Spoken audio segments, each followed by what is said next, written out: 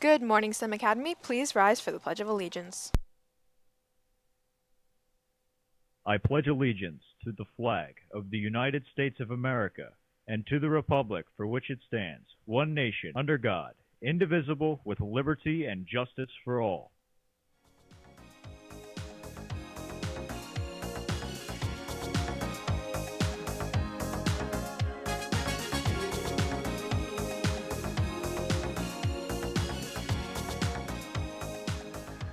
And a pleasant good morning, Downtown STEM Academy. Today is Friday, February 6, 2015, H day in your cycle. I'm Kevin Bender, alongside Ben Levine. How are you doing today, Ben? For better or for worse, I'm not Sam Weintraub, but we're just going to go with it for today. Yep, Sam slept in today, and he's not on with me, but I think we'll be able to pull through. So here are today's announcements. This past Sunday, the 2015 Chestmont cheerleading competition was held at Downingtown West High School, where the West Junior varsity team took home the first place trophy. This team is proudly represented by two STEM Academy students, Morgan Macholsky and Claire Kennedy. Congratulations, girls. The Battle of the Brains has been rescheduled for next Thursday, February 12th at 7 p.m. in the STEM Auditorium. Come out and support the A-team as they fight East and West and remain the DASD champions. So you know what, Kevin? I was really disappointed that Sam couldn't be with you today. You know, you guys are such a great partnership. Yeah, me too. So in his honor, I did prepare a pun about sleeping. So when the man got paid for being in the sleep clinic, he said it was his dream job. Woo! Like that one, Kevin? Yep. Well, Loved it. let's just get back to our announcements, ladies and gentlemen. Today's the last day to buy tickets for the Winter Wonderland Dance, Saturday from 7 to 10 p.m. Tickets are on sale during lunches for $10 each. Attention girls, save the date. Girls Exploring Tomorrow's Technology, registration opens February 14th. This program is free and will be held on Saturday, March 21st at Great Valley High School from 8:30 a.m. till 3:30 p.m. This event is for 6th to 12th grade girls, giving them a chance to meet successful women in science, technology, engineering, art, and math. Great prizes and lunch will be provided. Visit www.getpa.org or the Facebook page. All right, that's all we have for you today, Downtown STEM Academy. Please stay tuned for the commercial we have, and Sam, please come back.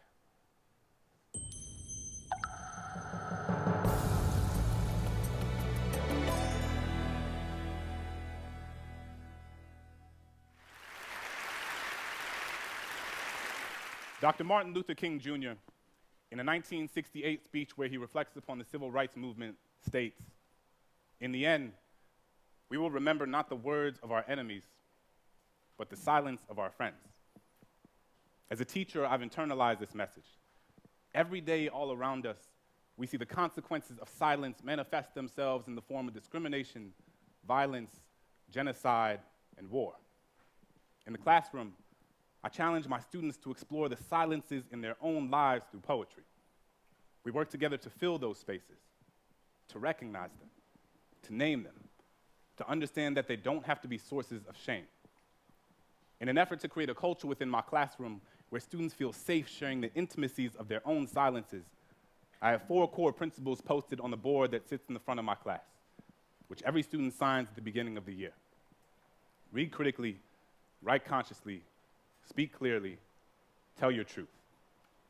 I find myself thinking a lot about that last point, tell your truth. And I realized that if I was going to ask my students to speak up, I was going to have to tell my truth and be honest with them about the times where I failed to do so. So I'd tell them that growing up, as a kid in a Catholic family in New Orleans, during Lent, I was always taught that the most meaningful thing one could do was to give something up. Sacrifice something you typically indulge in to prove to God you understand his sanctity. I've given up soda, McDonald's, French fries, French kisses, and everything in between. But one year, I gave up speaking. Figured the most valuable thing I could sacrifice was my own voice, but it was like I hadn't realized that I had given that up a long time ago. I had spent so much of my life telling people the things they wanted to hear instead of the things they needed to. Told myself I wasn't meant to be anyone's conscience because I still had to figure out being my own, so sometimes I just wouldn't say anything, appeasing ignorance with my silence, unaware that validation doesn't need words to endorse its existence. When Christian was beat up for being gay, I put my hands in my pocket and walked with my head down as if I didn't even notice. Couldn't use my locker for weeks because the bolt on the lock reminded me of the one I had put on my lips when the homeless man on the corner looked at me with eyes up, merely searching for an affirmation that he was worth seeing. I was more concerned with touching the screen of my Apple than actually feeding him one. When the woman at the fundraising gala said, "I'm so proud of you. It must be so hard teaching those poor, unintelligent kids," I bit my lip because apparently we needed her money more than my students needed their dignity. We spend so much time listening to the things people are saying that we rarely pay attention to the things they don't. Silence is the residue of fear.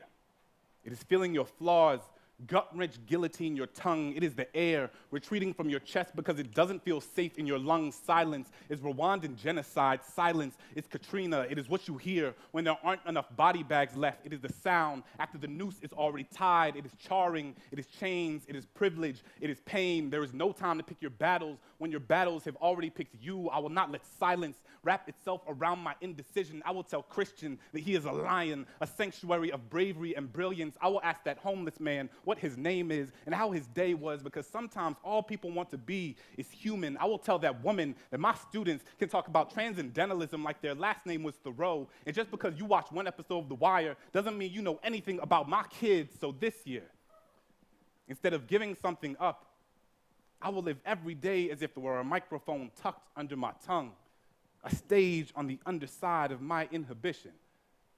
Because who has to have a soapbox when all you've ever needed is your voice? Thank you.